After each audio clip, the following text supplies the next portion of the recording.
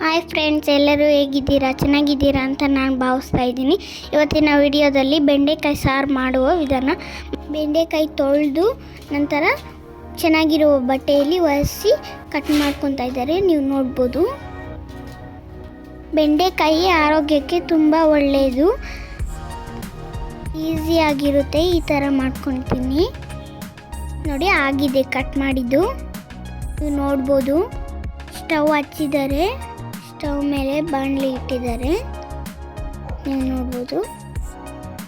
ಈಗ ಅರ್ಧ cup oil ಹಾಕ್ತಾ ಇದ್ದಾರೆ ಬೆಂಡೆಕಾಯಿ ರೋಸ್ಟ್ ಮಾಡಲಿಕ್ಕೆ.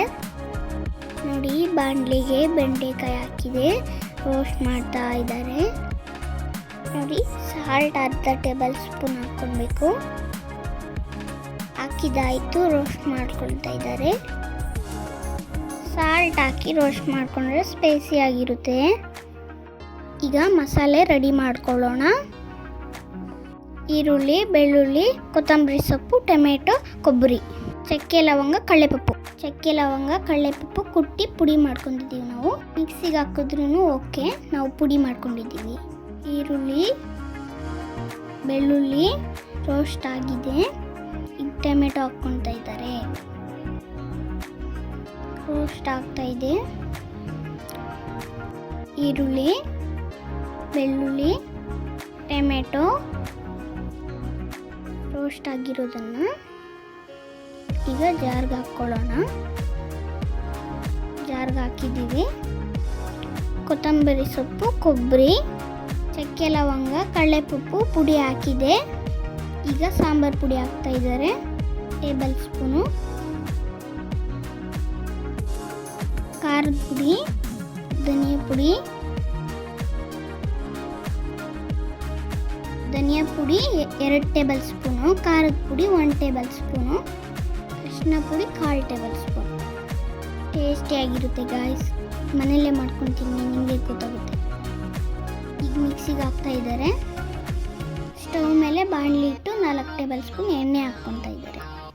ಕರಿಬೇವು ಸೊಪ್ಪು, ಈರುಳ್ಳಿ ಹಾಕಿದ್ದಾರೆ.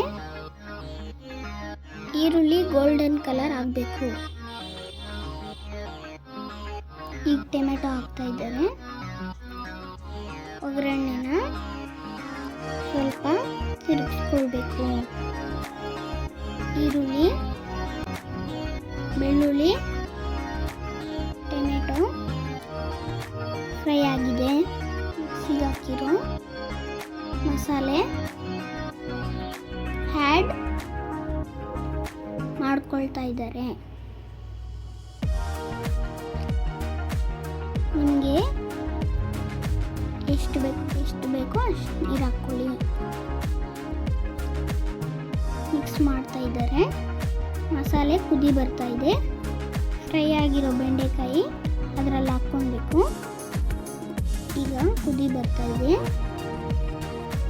ಅರ್ಧ ಟೇಬಲ್ ಸ್ಪೂನ್ ಸಾಲ್ಟ್ ಹಾಕ್ಕೊಳ್ಳಿ. ಇಷ್ಟೇ ಗಾಯ್ಸ್ ಸಾಂಬಾರು ಮಾಡೋದು. ನಿಮಗೆ ನಮ್ಮ ವಿಡಿಯೋ ಇಷ್ಟ ಆದರೆ ಲೈಕ್ ಮಾಡಿ, ಶೇರ್ ಮಾಡಿ, ಸಬ್ಸ್ಕ್ರೈಬ್ ಮಾಡಿ. ಮುಂದಿನ ವಿಡಿಯೋದಲ್ಲಿ ಸಿಗೋಣ. ಅಲ್ಲಿವರೆಗೂ ಬಾಯ್.